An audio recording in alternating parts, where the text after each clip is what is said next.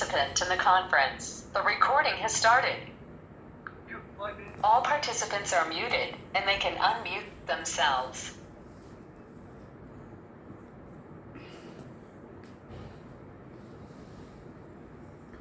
ओम नमोर्यंताणं नमो सिद्धाणं नमो आर्याणं नमो वज्रायाणं नमो लोहे सव्वसाहुणं मंगलम भगवान वीरो मंगलम गौतमो गणी मंगलम कुंद कुंदार्यो जैन धर्मोस्तु मंगलम ओंकार बिंदु संयुक्तम नित्यं जायन्ति योगिनो कामदं मोक्षदं चैव ओंकाराय नमो नमः अहोपकार जिनवर्णो कुंदनो ध्वनि दिव्यनो जिन कुंद ध्वनि आप्या अहो आ गुरु कहाननो तुझ ज्ञान ध्याननो रंग अमया दर्श रहो ओ शिव पद तक तुझ संग माता हाथ करो।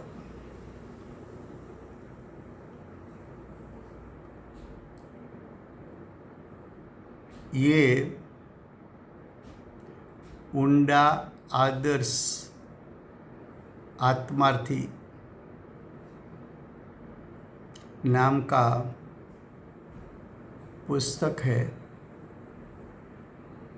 उसमें पूज्य गुरुदेव के शिष्य में शिरोमणि ऐसे पूज्य बेंसरी के बड़े भाई पंडित हिम्मत भाई, उसका जीवन चरित्र दिगंबर जैन स्वाध्याय मंदिर ट्रस्ट ने प्रकाशित किया है। उसमें से हम पंडित हिम्मत भाई का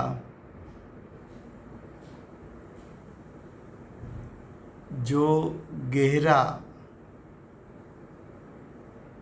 आदर्श आत्मार्थीपना ऐसा जीवन, उसका जीवन चरित्र हम पढ़ते हैं। Page number 4 last paragraph. संवत 1989 में बेंसरी को 19 साल की उम्र में सम्यक दर्शन की प्राप्ति हुई थी। ये साल की ये बात है। संवत 1989 के कार्तक मास में पूज्य गुरुदेव श्री का दर्शन और वाणी का लाभ लेने के लिए हिम्मत भाई पूज्य बेंसरी के साथ जामनगर पधारे थे।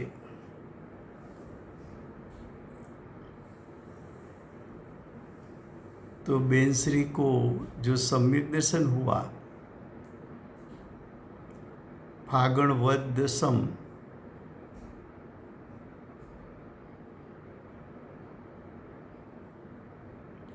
उसके पहले वही साल में कार्तक मास में बेंसरी पंडित जी के साथ साक्षात पूज्य गुरुदेव की वाणी सुनने के लिए, साक्षात पूज्य गुरुदेव के दर्शन के लिए जामनगर पधारी थी। वहाँ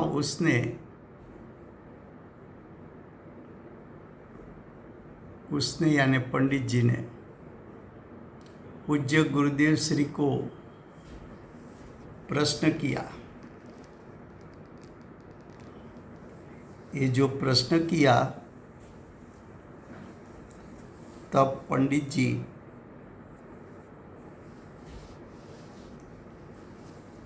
करीबन 25 साल के थे। संवत 1964 में पंडित जी का जन्म, और ये प्रश्न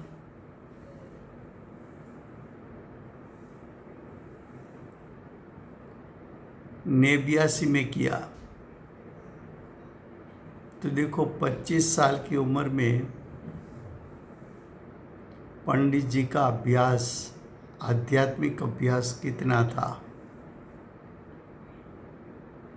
बाद में सोचना कि हमारी उम्र 25 साल की थी तब कभी ऐसे प्रश्न हमें होते थे। देखो क्या है, पंडित जी ने प्रश्न किया, महाराज साहेब गुरुदेव के प्रति अहोभाव के साथ प्रश्न किया कि 2 जीव 8 कर्म की प्रकृति यानी 4 घाती कर्म के स्वभाव, 4 अघाती कर्म के स्वभाव, वो 8 कर्मों के प्रदेश यानी 8 कर्मों की संख्या, 8 कर्मों की स्थिति यानी कर्मों का आत्मा के साथ रहने का काल, और 8 कर्मों का अनुभाग यानी फल देने की शक्ति,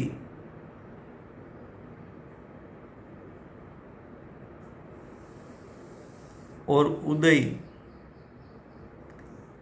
कर्म की स्थिति पूरी हुई। 8 समान कर्म 2 जीवों का 8 सभी प्रकार से समान कर्म और फल देने की शक्ति भी समान, ऐसे कर्म उदय में आए।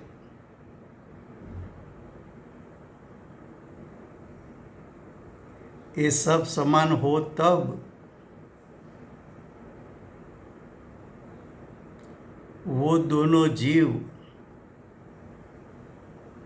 उस समय समान भाव करेंगे कि भिन्न भिन्न भाव करेंगे। पंडित जी ने पूछा क्या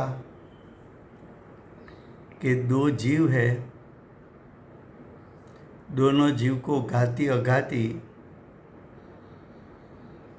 समान स्वभाव के कर्म,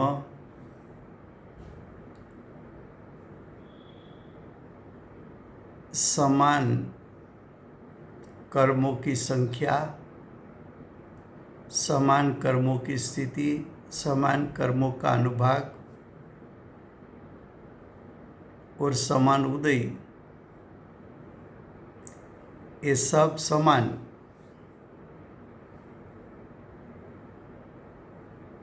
तब ऐसा उदय 2 जीवों को समान है, तब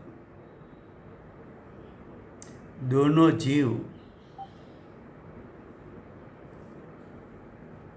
समान भाव करेंगे कि भिन्न भिन्न प्रकार के।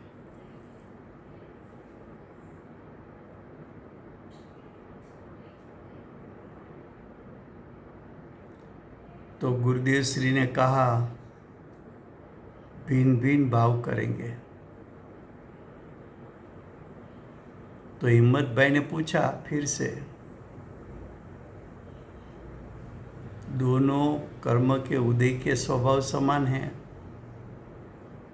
और जीव के पास भी स्वभाव तो समान है, फिर भी दोनों के कर्म के प्रकार भी समान हैं, तो दोनों जीव भिन्न भिन्न भाव क्यों करेंगे? तब गुरुदेव ने उत्तर दिया,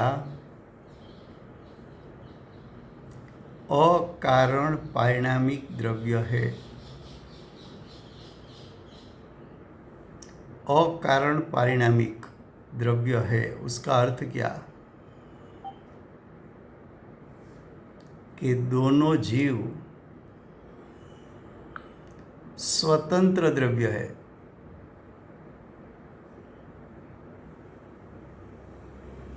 स्वतंत्रता होने के कारण जीव कर्म के कारण परिणमन नहीं करता।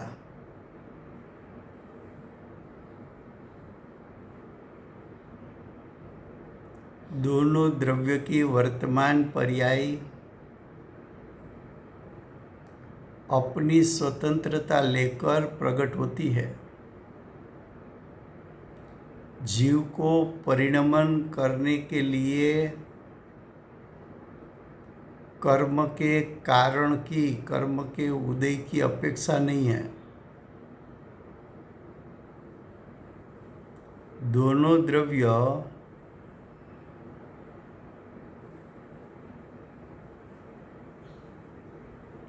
अकारण पारिणामिक द्रव्य है। दोनों द्रव्य अकारण पारिणामिक द्रव्य का एक अर्थ, दोनों द्रव्य स्वतंत्र है। उसका विस्तार करो तो उसका अर्थ है पर के कारण से या तो निमित्त के कारण से द्रव्य परिणमन नहीं करता है। द्रव्य स्वतंत्रपणे स्वयं की परिणमन शक्ति से कार्य करता है और प्रत्येक द्रव्य की वर्तमान पर्याय अपनी अपनी योग्यता लेके आती है। वो अपनी अपनी स्वतंत्र योग्यता के कारण परिणमन होता है। तो द्रव्य को परिणमन करने के लिए जिसका कोई कारण नहीं, क्या कहा? अकारण पारिणामिक द्रव्य, उसका अर्थ क्या? तो कि जिसका कोई कारण नहीं।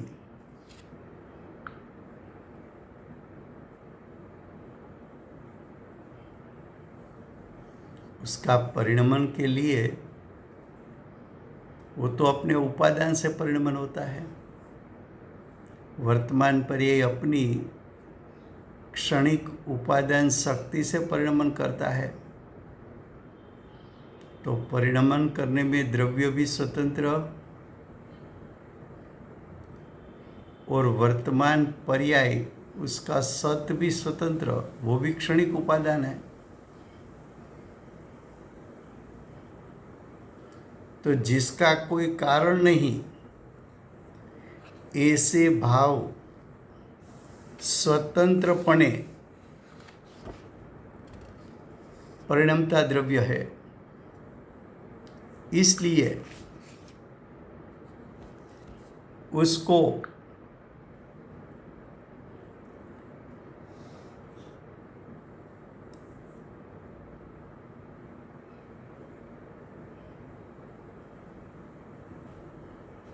अपने स्वयं के भाव स्वाधीनपणे करने में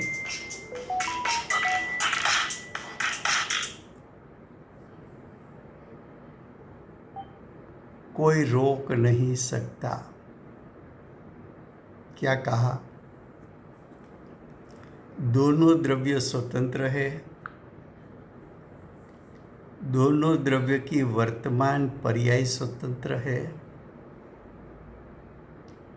दोनों द्रव्य पर के कारण परिणमन नहीं करते। दोनों द्रव्य निमित्त के कारण यानी कर्म के निमित्त के कारण परिणमन नहीं करते। इसलिए दोनों द्रव्य का परिणमन करने में कोई बाधा नहीं कर सकता। दोनों द्रव्य ने अपना अपना परिणमन स्वतंत्र किया है, इसलिए दोनों द्रव्य के परिणाम भिन्न भिन्न है।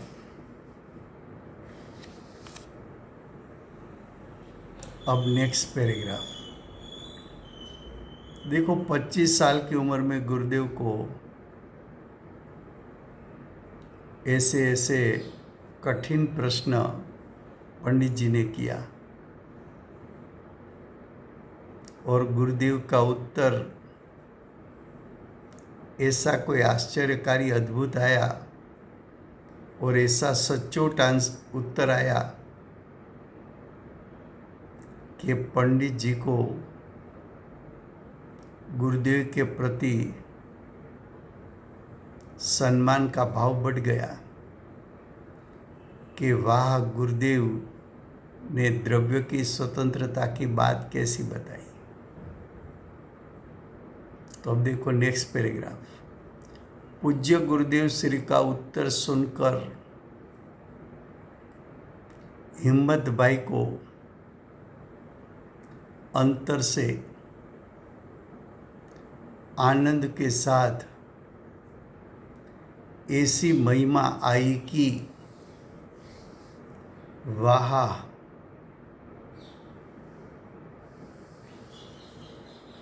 वाह के बाद आश्चर्यकारी चिन्ह है कि वाह, मेरे गुरु आश्चर्यकारी है। पूज्य महाराज साहेब ने जीव की स्वाधीनता की कैसी सुंदर स्पष्टीकरण बताई। तो पूज्य गुरुदेव की ये बात सुनकर पंडित जी को महिमा आई, इसलिए ये बात पंडित जी ने पूज्य बेनश्री को बताई। वो सुनकर बेनश्री भी प्रमोदित हुए, उल्सित हुए। बेनश्री को भी गुरुदेव के प्रति प्रशंसा आ गई, क्योंकि बेनश्री को भी पूज्य गुरुदेव श्री की माफिक पुरुषार्थ ही जीवन मंत्र था।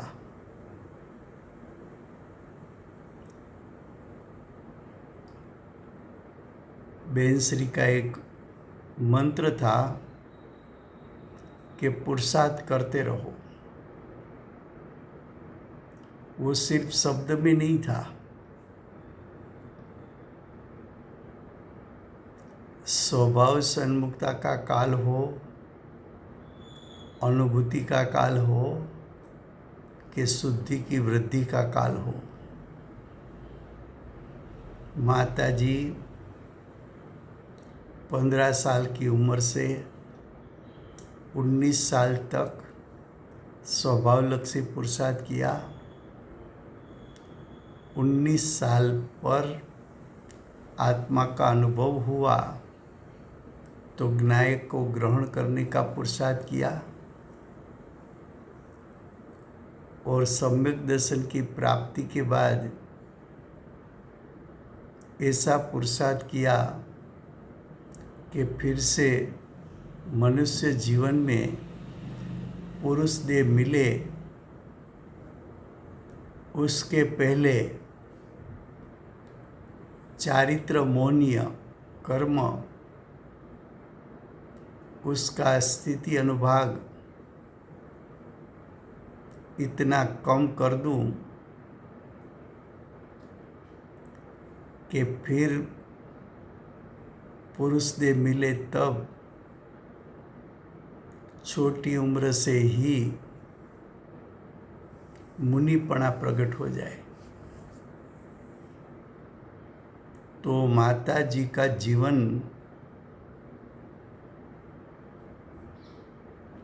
पुरुषार्थमय जीवन था, पुरुषार्थ ही उसका जीवन मंत्र था। अब नेक्स्ट पैराग्राफ। ऐसे विविध प्रकार के आत्मार्थ बिना प्रश्न, आत्मार्थ बिना, आत्मार्थ से भीगा हुआ,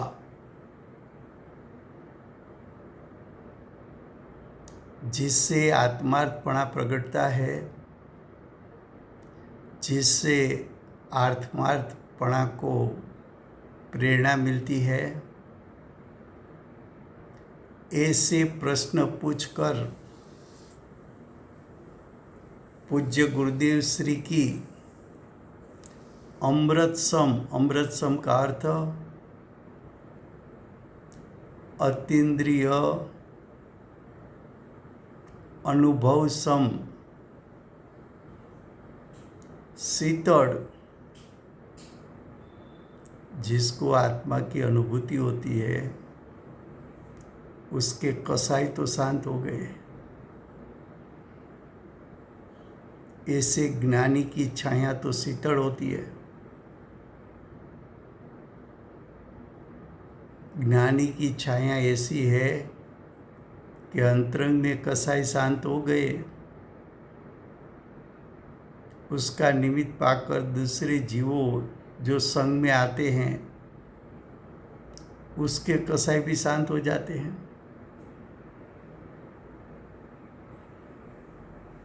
तो पूज्य गुरुदेव श्री का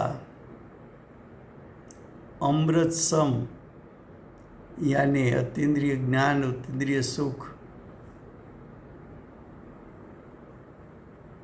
सहित का अनुभव के साथ शीतल उपशम रस से भरी हुई शीतल आश्रय तड़े पूज्य गुरुदेव की निश्रा में श्री हिम्मतभाई अपना आत्मार्थपणा पोषण करते रहे। पूज्य गुरुदेव की कृपा थी, उसके कारण आत्मार्थपणा प्रकट भी हुआ और आत्मार्थपणा को प्रेरणा भी मिली। अब नेक्स्ट पैराग्राफ। उसका ध्येय यानी पंडित हिम्मतभाई का ध्येय एकमात्र आत्मा की उन्नति, आत्मा के परिणाम की उन्नति हो, आत्मा ऊर्ध्व दिशा में चले,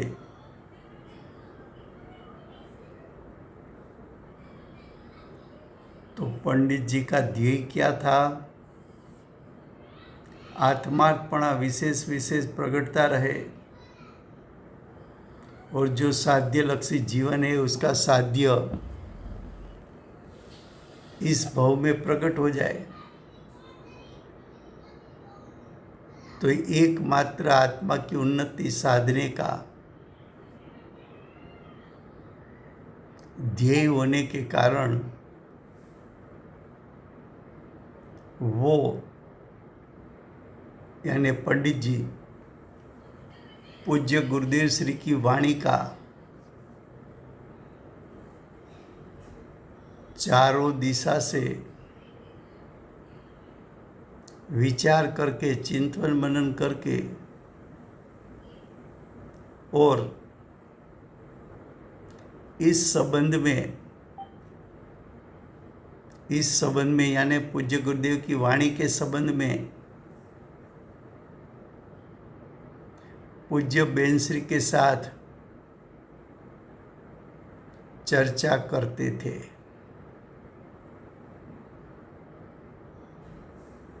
भाई बहन दोनों का ध्येय एक था, दोनों का जीवन साध्य लक्ष्य था, दोनों को गुरुदेव के प्रति अपार प्रेम था, गुरुदेव के प्रति दोनों को प्रशंसनीय भाव थे। दोनों गुरुदेव की आत्मा अनुभव सहित की वाणी सुनने के लिए तत्पर थे।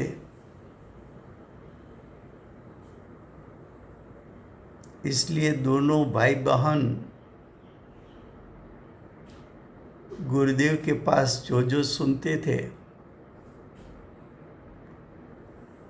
उसकी चर्चा साथ में बैठकर करते थे। देखो, छोटी उम्र से गुरुदेव माता जी का जीवन ऐसा था। अब आगे पूज्य गुरुदेव श्री के व्याख्यान में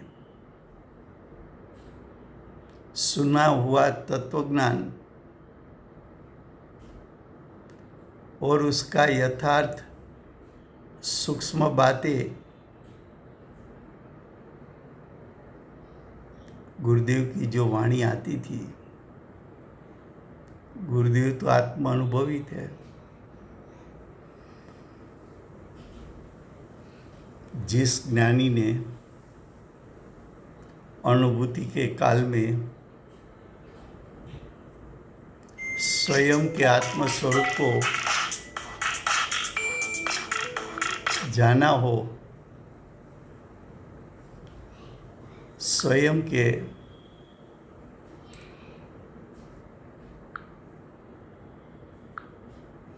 आत्म स्वरूप का जिसने वेदन किया हो, ऐसे गुरुदेव, उसकी वाणी में तो अनुभव सहित बात आती है तो वो तो सूक्ष्म होती है।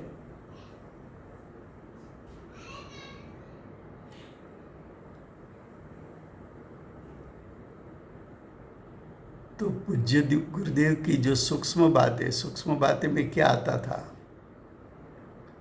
सम्यक दर्शन की महिमा,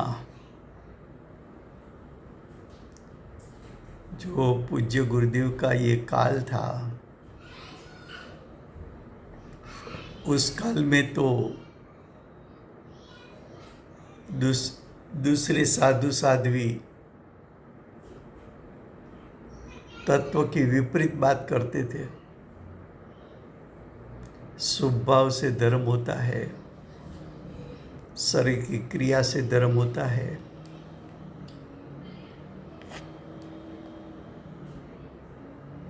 दान आदि करने से धर्म होता है,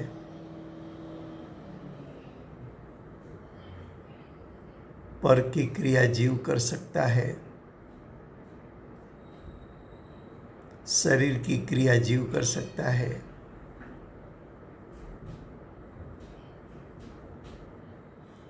आत्मा के अनुभव की बात करने वाले तो कोई थे ही नहीं। पंडित जी ने गुरुदेव के उपकार, उसके लिए जो एक भक्ति गीत बनाया है, उसमें लिखा है कि जहाँ देखो वहाँ राग द्वेष की बात, जहाँ देखो वहाँ पुण्य पाप की बात, कोई सम्यक दर्शन की, आत्मा की अनुभूति की, आत्मा की प्रतीति की, आत्म स्वभाव के महिमा की बात करने वाला तो कोई था नहीं। यथार्थ मार्ग पूज्य गुरुदेव के अलावा किसी के पास तो था नहीं।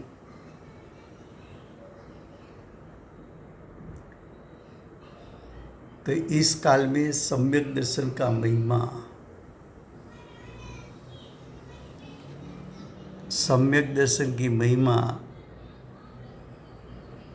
करीबन 100 साल पहले गुरुदेव के श्रीमुख से शुरू हुई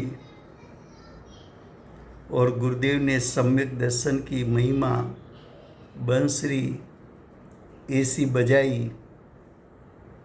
कि पूरे विश्व में जैन लोग सम्यक दर्शन क्या है वो समझने की कोशिश शुरू की। तो सम्यक दर्शन की महिमा आत्मा का शुद्ध स्वभाव, मेरा आत्मा परिपूर्ण त्रिकाल शुद्ध है, ये तो बात गुरुदेव ने बताई। वर्तमान में तेरी दशा में जो मोह राग द्वेष होता है वो मोह राग द्वेष में छुपा हुआ तेरा एक आत्मा का शुद्ध स्वभाव है, ये बात तो गुरुदेव ने बताई।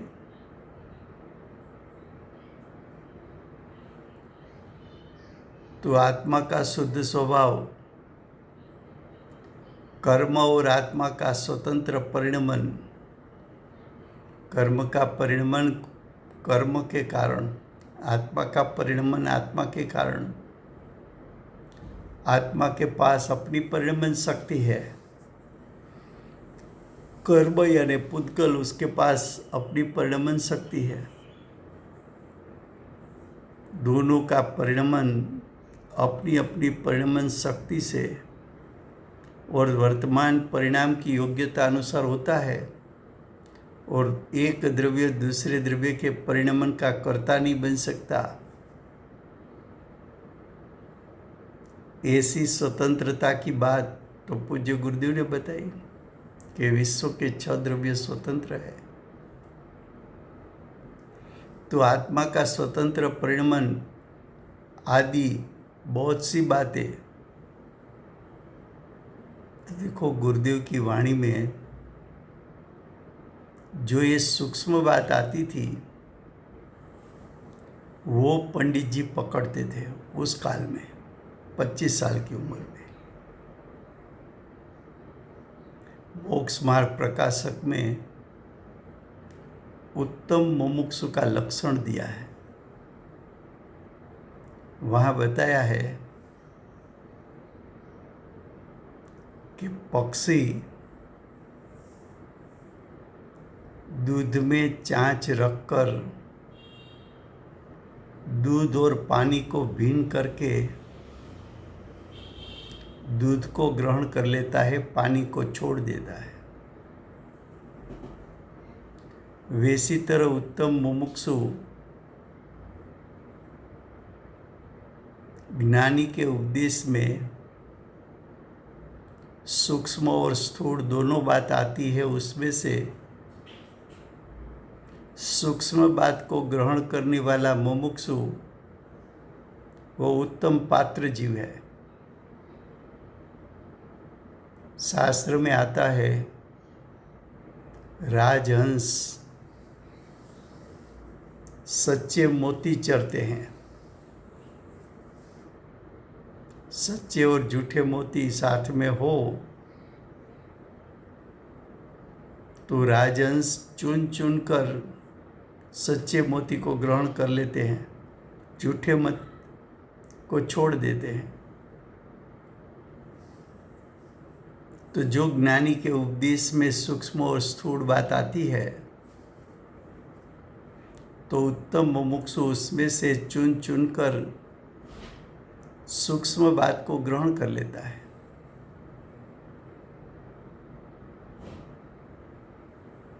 तो सूक्ष्म बात को ग्रहण करना ये पंडित जी की पात्रता दिखाता है।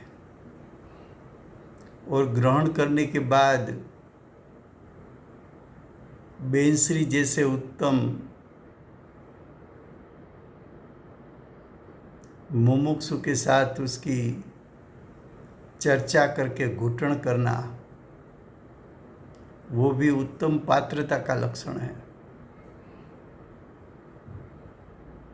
देखो क्या लिखा है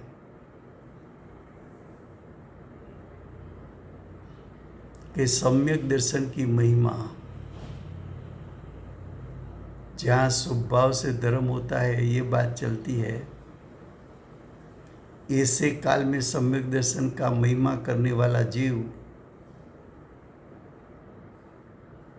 उसको पात्र जीव नहीं कहोगे तो क्या कहोगे?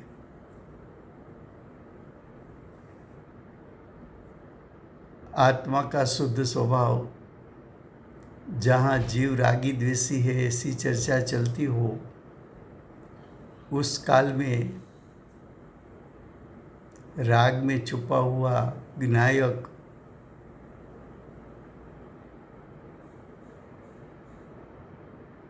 उसकी चर्चा करना, ये तो उत्तम पात्र जीव ही कर सकते हैं। जहाँ कर्तापना भोक्तापना का जोर हो, मैं पर का ये कर सकता हूँ, ऐसे काल में छह द्रव्य की स्वतंत्रता,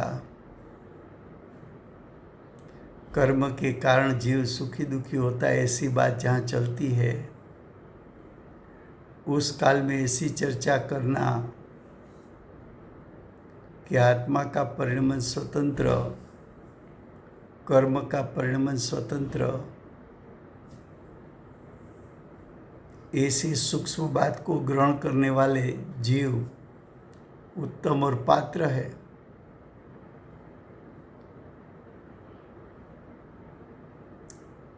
तो ऐसी चर्चा पूज्य बेनश्री के साथ पंडित जी करते थे।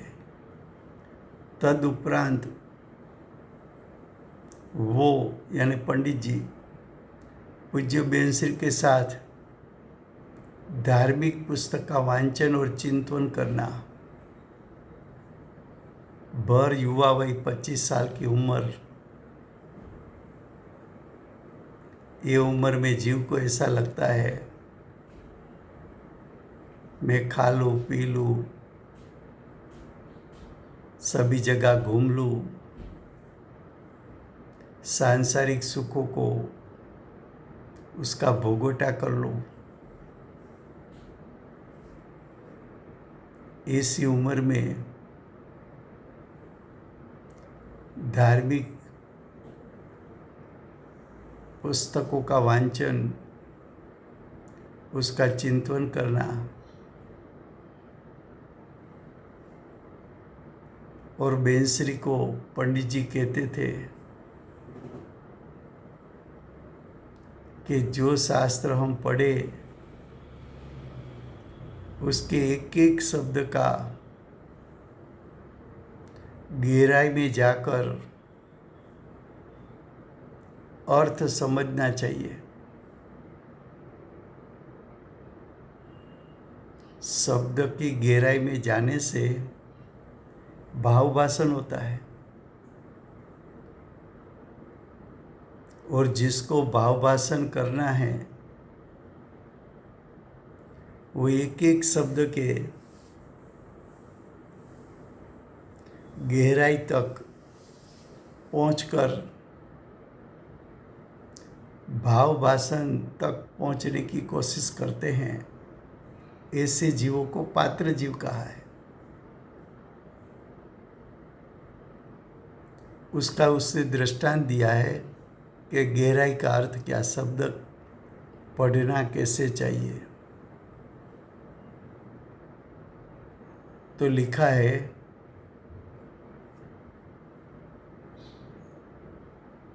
जो शास्त्र का वांचन करते हैं उसका एक एक शब्द का गहराई से जाकर अर्थ समझना चाहिए। उपलक उपलक यानी गहराई में जाए बिना सिर्फ पढ़ डाला, ऐसा नहीं। तो उसका दृष्टांत दिया कि आपने शास्त्र में पढ़ा मुमुक्षु शब्द पढ़ा, तो ये शब्द का अर्थ क्या है? मुमुक्षु किसको कहे? तो पहले शब्दार्थ किया कि जो मोक्ष के इच्छुक हो उसको मुमुक्षु कहने में आता है। ये जो अर्थ किया वो उपलक अर्थ है। अब उसकी गहराई क्या है?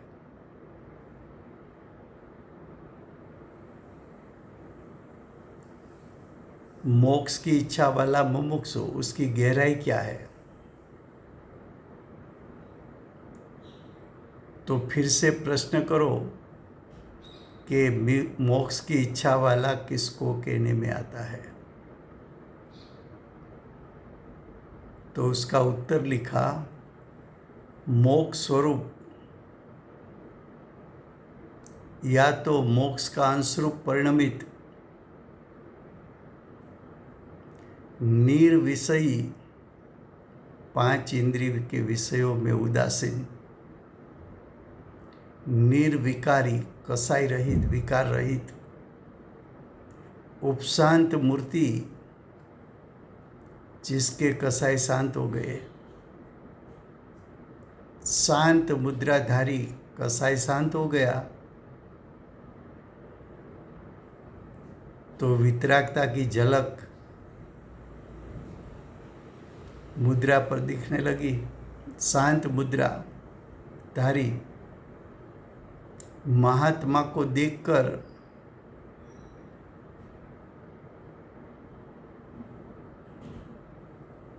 उस जैसा यानी महात्मा जैसा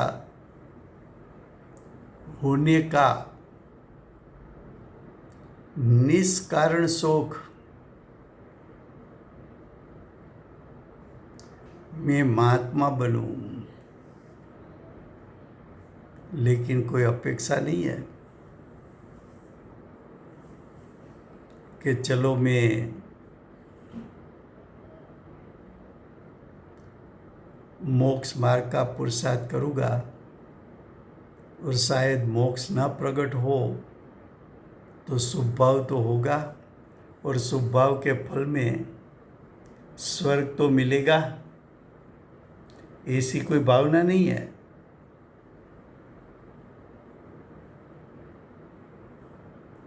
ऐसा महात्मापना सहज प्रकट करने का, कृत्रिमता नहीं है उसमें। महात्मा का जैसा स्वरूप हो ऐसा भाव रूप हो जाना।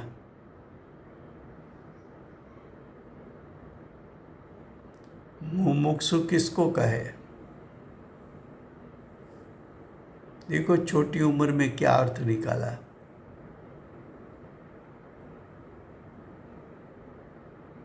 कि मोक्ष की इच्छा वाला, लेकिन मोक्ष की इच्छा वाला किसको कहे?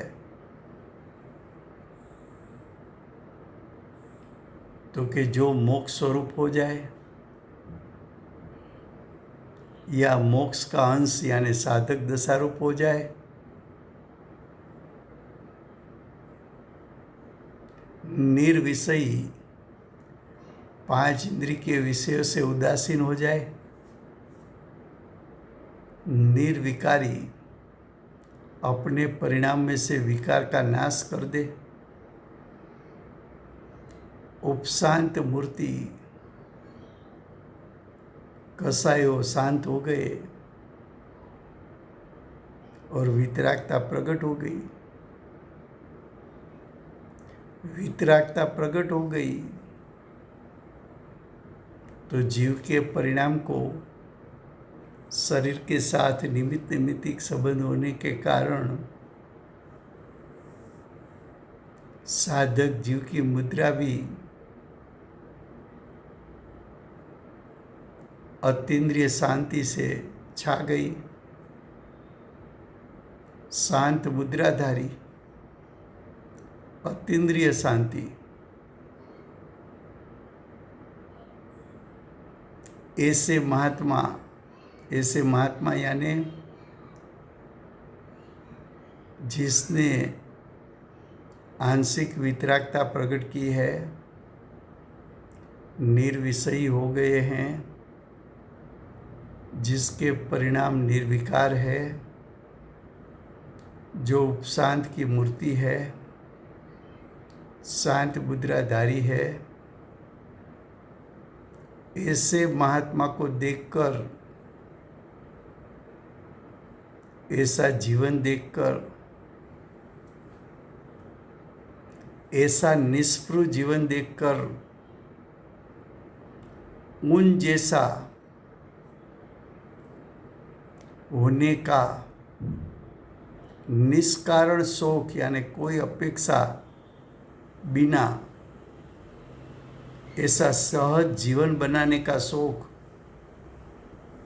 जिसको हो,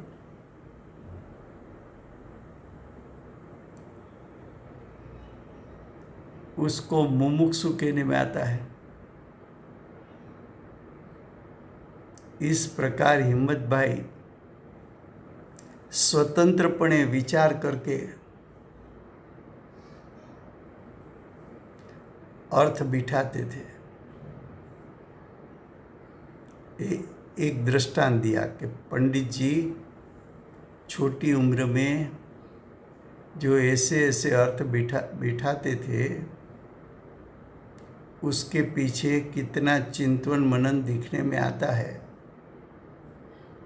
ऐसा चिंतन मनन करने वाला उत्तम मुमुक्षु होता है, निकट मोक्ष का भी होता है। गुरुदेव ने वैसा कुछ सोचे बिना पंडित जी को विशेषण नहीं दिया कि निकट मोक्ष मार्गी है। अब आगे वो यानी पंडित जी पूज्य गुरुदेव श्री ने कही हुई आश्चर्यकारी बात यानी अद्भुत बात गुरुदेव ने कैसी अद्भुत बात बताई कि जब जीव अशुद्धि करे तभी भी सामर्थ्य अपेक्षा से यानी शक्ति अपेक्षा से उसमें यानी जीव में शुद्धि रहती है। गुरुदेव ने बात क्या बताई? जीव चाहे मोही रागी द्वेषी हो, मोह राग द्वेष परिणमन करता हो, उस समय भी जीव शक्ति अपेक्षा से तो परिपूर्ण शुद्ध सिद्ध समान है।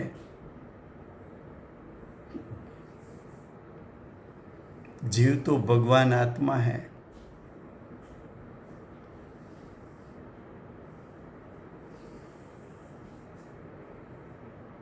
ये बात सुनी पंडित जी ने। ये सुनकर माता जी के साथ, बेनश्री के साथ उसकी गहराई से चर्चा की। उस समय तो ये बात सब नहीं थी कि जीव के परिणाम में मोह राग द्वेष दिखते हैं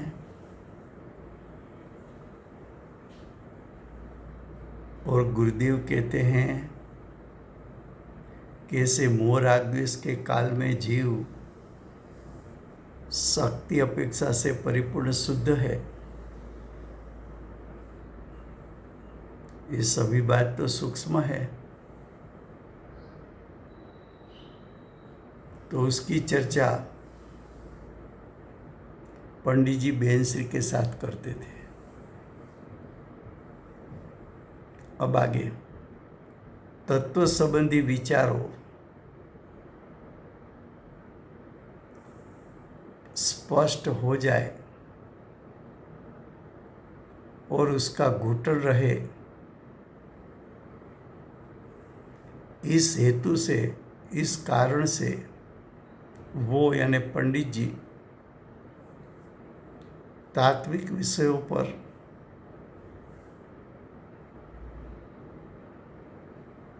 लेख लिखते थे, निबंध लिखते थे। क्या कहा? पंडित जी कोई प्रेस में छपाने के लिए लेख नहीं लिखते थे, किसी को बताने के लिए नहीं लिखते थे, दूसरे को समझाने के लिए नहीं लिखते थे। किस लिए लिखते थे?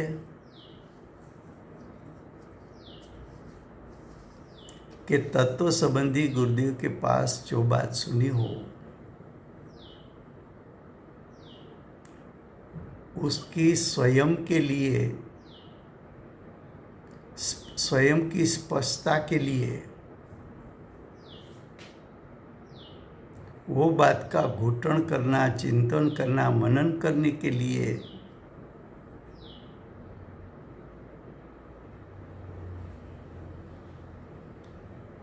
गुरुदेव बताए हुए तात्विक विषयों पर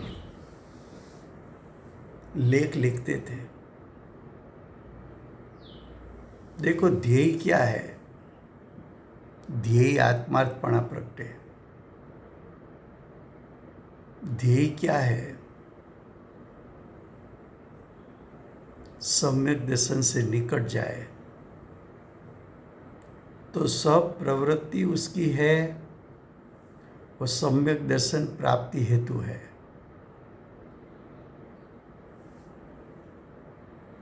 देखो ये सब हम पढ़ते हैं क्यों? कि हमारे परिणाम में भी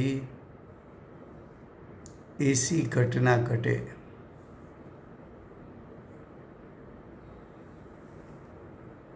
अब आगे, ये मनुष्य भव में त्वरा से मोक्ष के लिए पुरुषार्थ प्रकट करके भव भ्रमण टालने की उसकी यानी पंडित हिम्मत भाई की तीव्र झंखना यानी तीव्र वेदना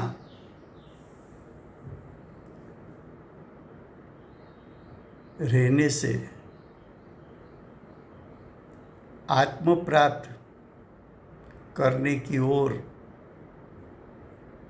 वो उग्र पुरुषार्थी थे। क्या कहा? मनुष्य जीवन का लक्ष्य क्या? तो कि मोक्ष की प्राप्ति करना, मोक्ष प्राप्ति का पुरुषार्थ करना, भव भ्रमण यानी चार गति टालने की तीव्र झंखना, तीव्र वेदन रखना,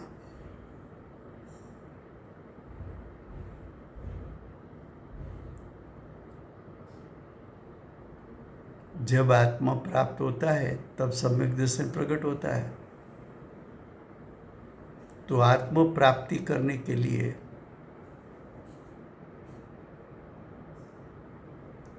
पंडित जी उग्र पुरुषार्थ करते थे।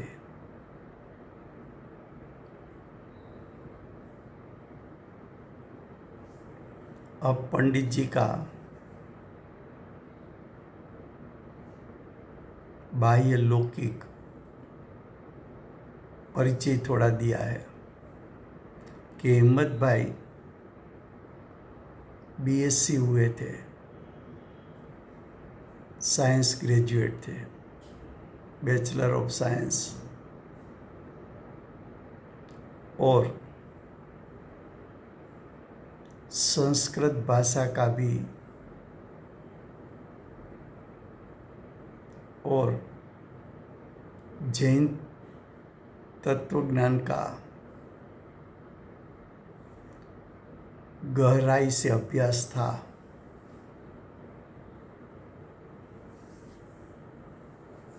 जब पंडित जी ने प्राकृत भाषा में से सीधा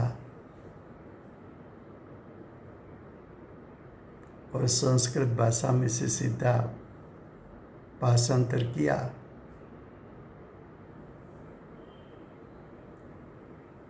गुजराती भाषा में भाषांतर किया।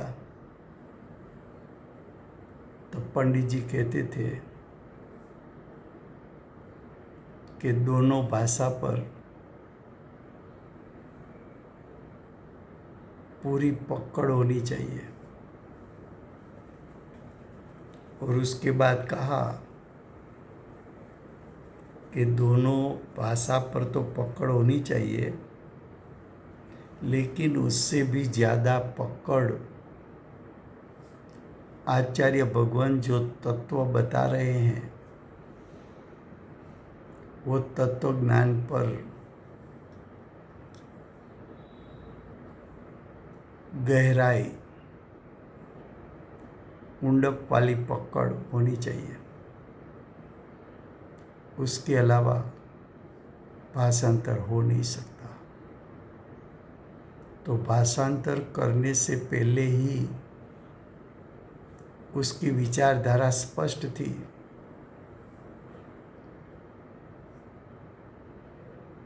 देखो लिखा है, संस्कृत भाषा पर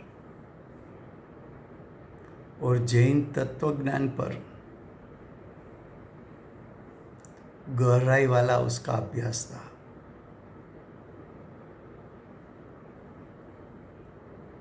जैन धर्म का उसको ज्ञान अगाध था।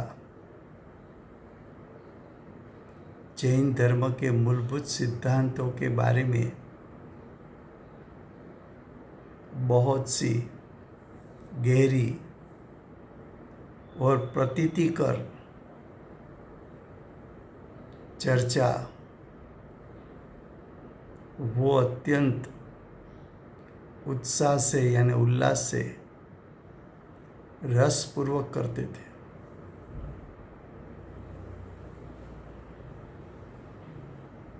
जैन धर्म की चर्चा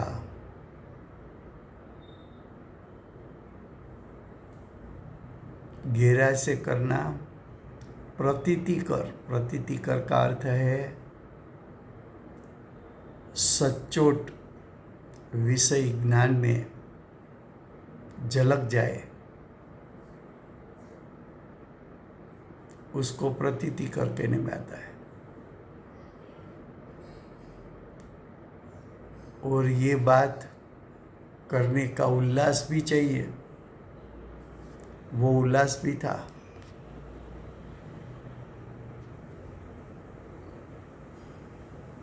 उसको जैन धर्म का मूल अध्यात्म शास्त्रों का वांचन गहन था,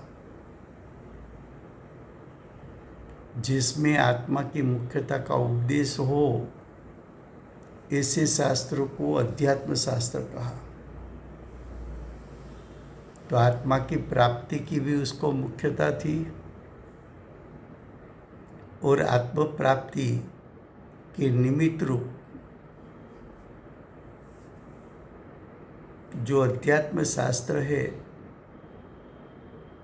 उसका गहराई से वांचन, चिंतन, मनन भी था। और जो पढ़ते थे, जो सिद्धांतों पढ़ते थे, उसको पंडित हिम्मत भाई जीवन में उतारने के लिए सफल प्रयत्न भी करते थे।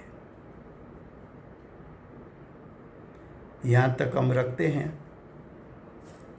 कल आगे चलेगा।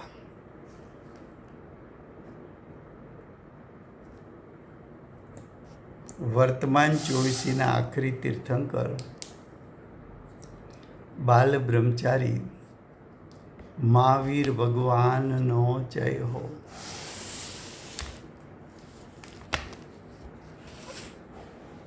महाविद्य क्षेत्रे બિરાજતા પ્રથમ તીર્થંકર ધર્મ ધુરંધર અનંત ચતુષ્ટયના ધારક દિવ્ય ધ્વનિના દાતાર શાસન ઉપકારી શ્રી સિમંદર ભગવાનનો જય હો. કડીકાળ સર્વજ્ઞ કેવળ જ્ઞાનની તળેટીમાં બેઠેલા મહાસમર્થ આચાર્ય ભગવત શ્રી કુંકુંદાચાર્ય દેવનો જય હો. વર્તમાન કાળે સમ્યક દર્શનનો મહિમા બતાવનાર તીર્થના નાયક, તીર્થના સ્થાપક, તીર્થના પ્રવર્તક પરમ કૃપાળુ શ્રી સદગુરુ દેવનો જય હો.